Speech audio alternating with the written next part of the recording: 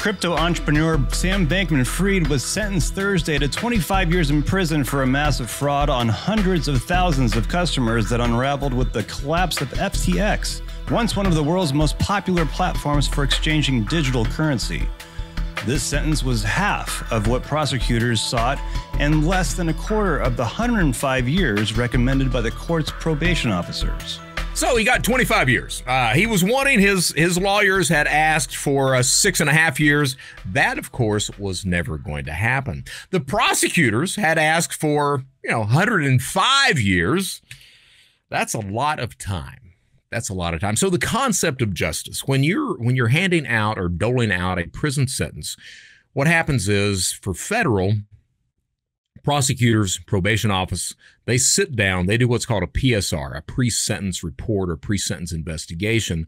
That's an in-depth background check that tells the judge or recommends to the judge how much time the judge should sentence that defendant to. And typically, the judge adheres to that recommendation. In this part, the judge did not. He decided to go down to 25 years. Now, what determines a sentence? Well, there are a couple of things that determine what a sentence should be.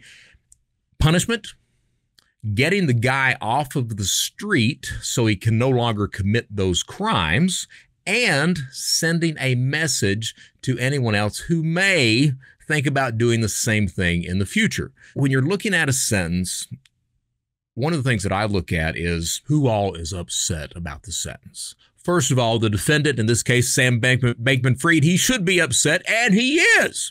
The defense lawyers, they're upset. The victims, they're upset. And the prosecutor, they're upset. So everyone across the board was upset about the amount of time that Sam Bankman-Fried was sentenced to. And that tells me that more than likely, it is a just sentence. It gets the guy off the street. He's 32 years old. He won't be out. The earliest he'll be out is probably 54 years of age, because in federal prison, you serve 87.7% of the time that you're sentenced to. So he's looking at 54 years of age when he gets out of prison. I know there's a first step program, but that first step program that you're seeing in the news articles where it says he may get out in 12 years, that's a dog and pony show. He's not going to get out in 12 years. He's going to get out in 22 years. All right. So 87% is what he's going to serve. It gets him off the street so he can no longer victimize other people. It sends a message to anybody else that may be screwing around that, hey, you're going to get some time from this.